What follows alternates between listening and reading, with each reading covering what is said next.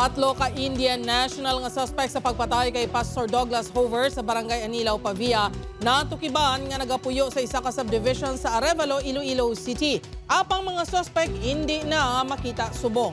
Si Julius Villacaol nakatuto. Mga tatlo ka adlaw humalin sang ginpatay si Pastor Douglas Hover sa Barangay Anilaw, Pavia, Iloilo sang Enero 10. Nag-abot sa Villa Carolina Subdivision sa Barangay Yulo Drive, Arevalo ang mga katapos ang Pavia Municipal Police Station. Naghingo ang mga inisang bulig agod makatipon sa CCTV footages. Ang tuyo sang kapulisan, maestablisar nga sa among nga lugar nagapuyo ang tatlo ka mga Indian national nga ginatudlo suspect sa krimen kag sang damlaglang ginpasakaan na sang reklamo nga murder sa piskalya. Ngayon po nga diri kano ang pinsundan nila nga CCTV.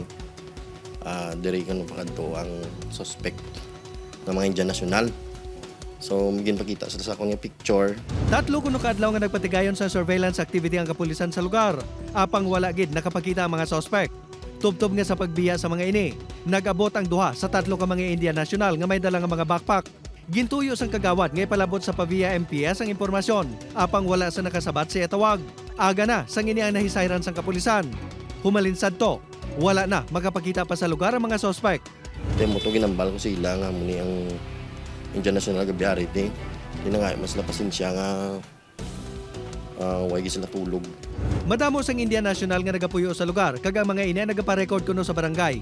Apang ang tatlo wala makapalapit sa ila para magpahibalo nga sila nagadayon sa barangay. Gani wala sang ihibalo si Kagawad Tan sa pagkatawo sa mga ini. Ginabulubanta mga 4 ka bulan pa lang ang mga ini sa lugar ante sila nadalahig sa pagpatay sa pastor. Sa karon, wala na kuno sa nag-i-star sa balay nga ilagin dayunan. Samtang sa pihag sang kahangawa nga nakagwa na sa pungsod ang mga suspect, inangin panginwala naman sang Iloilo Police Provincial Office. Monitoring the three involved Indian nationals are still here in Iloilo. Hulato naman sang IPPO nga makalabot sa korte ang complaint nga ginfile batok sa mga suspect. Ante si endorso sa Bureau of Immigration ang kaso sa mga ini para sa nagakaigo nga aksyon.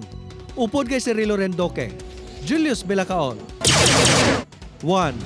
Western Visayas.